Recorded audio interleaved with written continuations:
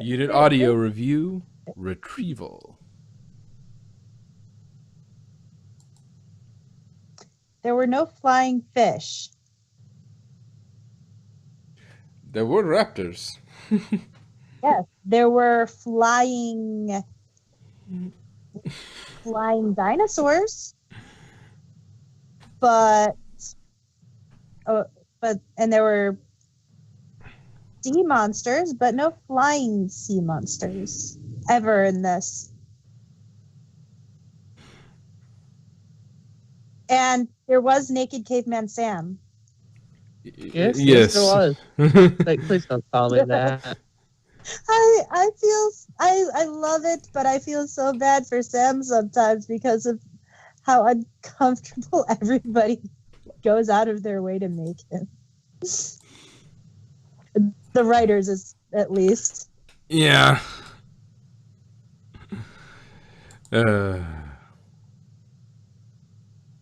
Yes, Caveman Sam. Don't call me that.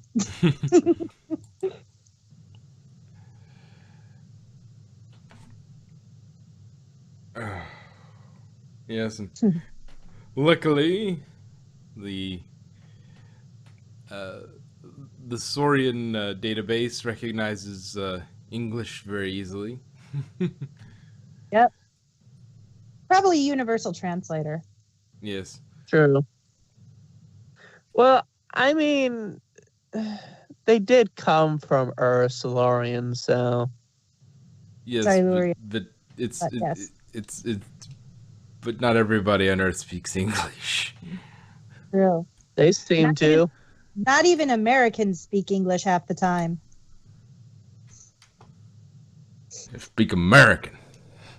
It's better. Yeah, they speak American that dang old redneck shit. I can't even understand half the time. But yes, there is that linguistic thing.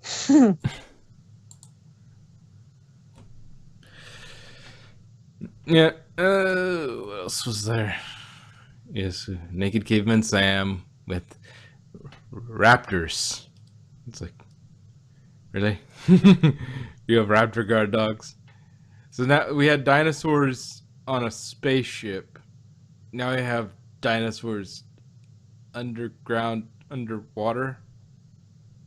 No, it's not underwater. That's a cave. Well, yes, but it's only accessible. Only because it was high tide. Yeah. So partially it's underwater, and part of the time it's just underground. Yeah. So it's kind of both. That's why I said both. It's sort of it's underground, but also underwater. But luckily for Kate Stewart, the ampules of anti venom are compatible with ape physiology. Damn dirty ape. I love Sam's sass in that. Like, are you afraid I'm going to kiss you? No, I just don't like your reptilian scent. Which makes me want. Don't dish it out if you can't take it. which it makes me wonder about if the Silurians have movies, do they have their own version of Planet of the Apes? I Oh, God. That would be an interesting concept. Maybe when they wake up in a million years and we all finally live in peace, they'll make their own movie. You blew it up! Damn dirty snakes!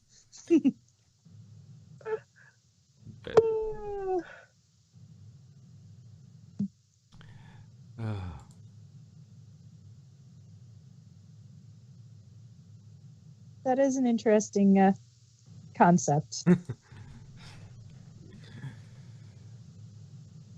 Wonder what they did for entertainment back then. Maybe they just watched a lot of Flintstones. Well, they had have advanced technology. I'm sure that they could have produced some sort of entertainment device, and they probably had, songs and stories. In order I to mean, have any sort of advanced technology, they would need to have a written language at the very least. really. And we saw they had their own. They have their own culture. They have their own hierarchy and like religion and social standard structure. So, I guess it stands to reason that they'd have a some form of entertainment somewhere. Somewhere. Over the rainbow. I hate that song. Way up high. Apparently, Big Mac is singing. Does my singing voice actually sound like Big Mac? At that point, it did. Okay. It sounded like your Big Mac impression. That's mostly me, trying to go a little deeper so I have a richer sound. Because That's what she said.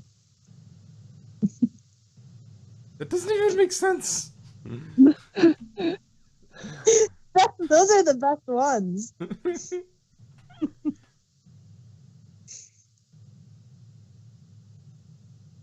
Drew and a lullaby. I should work on a Big Mac impression more than just yep. Do some singing in take some of the other songs from the series and sing them as Big Mac. But anyway, getting back on track. So yes, the apes have messed up are messing up our nest. We need to blow it up. Okay. She basically did that because she didn't want to admit that she fucked up. Yes, like It's like I got the fear trigger. It's like, and the ape primitives. Yeah, I totally killed them. yes. But I think we should blow up the base just in case more come. I totally killed the ones here, but they'll probably send backup.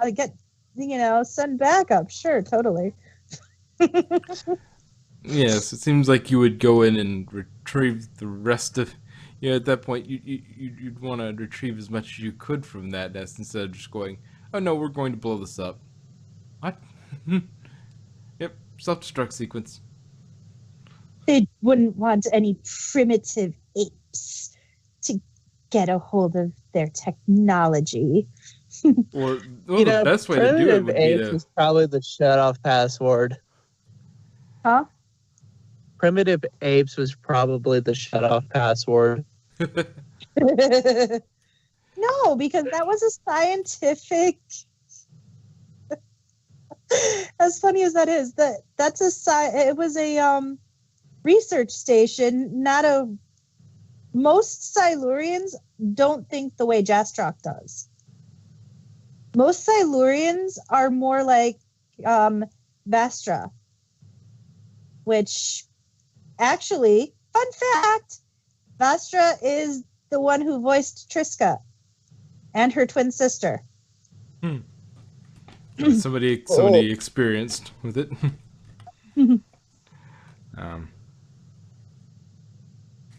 Yeah. Well, I mean, if you were tactically trying to rid yourself of the most of the primitive apes, the thing to do would be to let them into the base, take as much stuff as you can out of the base, and then let the apes come, and then blow up the base with them inside. That way you ensure that they're dead. And you turn off all alarms so that they don't know it's coming.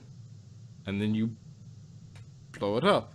And you set all and also evil overlord tips. Referencing that. Always set your bombs to go off at 1 minute 21 seconds. It's not the number they use, but like it goes off like a long time before the countdown says it will. That way the heroes think they have more time, and then boom. Yeah. But always give yourself plenty of time to escape, though.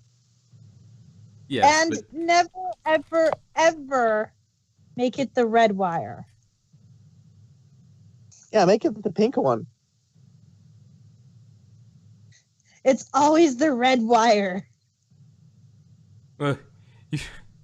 You have an easily accessible panel that has a bunch of false wires, and then you have the real panel, which is hidden in the back under the bottom of it, and that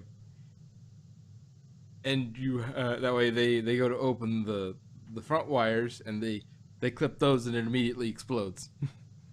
Yeah. Make them all red wires. Reminds me of Keep Talking and Nobody Explodes. Which you could, if the Silurians have any sort of differing ability to see things, like they have a slightly different spectrum that they can see. Put like instructions on the wires in that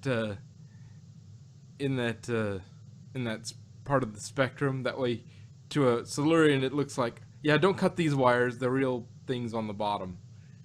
Like, well, the apes can't see it. But again, the self-destruct. I mean, I first of all don't know why there was a self-destruct on there, because it was a research station, and they were not. Most of the Silurians were non-combative with humans, so probably the ones that they were trying to keep out were other Silurians. Fair enough, but so yeah, cut this one up.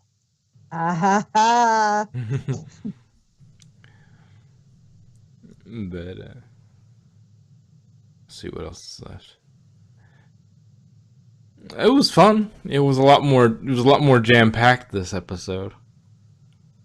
Yeah. I need that fear-inducing thing. No, you don't. We just have to look at your face. Yeah, but sometimes that doesn't always work. Yeah, sometimes it just makes people sick. Yeah. I need people to imagine me as a sexy naked caveman. Ew. Yes, imagine it. No. At least Sam has he's a soldier. He's fit, He's like. Imagine it now. Imagine me naked in a caveman body. Ew. I didn't even want to imagine naked caveman Sam. Ew. Just imagine me running through the jungle with no pads. Of course, then I saw naked Sam in Strike Back, so. All right, so shall we move on from from this? Is there any final thoughts on this before we move on? Before Glenn screaming from Madrock and his naked caveman wannabe.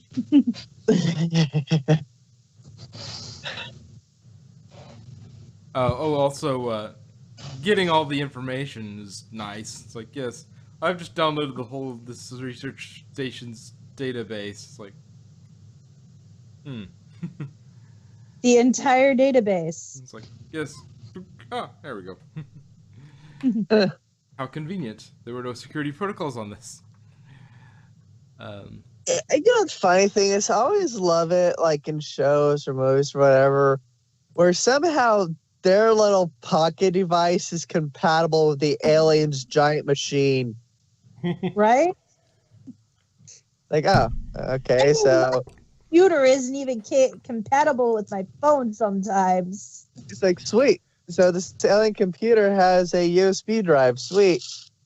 No, this wasn't USB. This was Wi-Fi. I know, but still, though. Like, I know, but okay. plus alien technology with an Osgood twist. She made the technology probably so it can access anything. It's compatible with anything. And it's also like in some space shows, it's like, yes, I have never met this alien race before. They're completely new to me, and this is the first time I've been on this spaceship. But for some reason, I know how to fly it. I'm Sam Bishop. I can fly anything.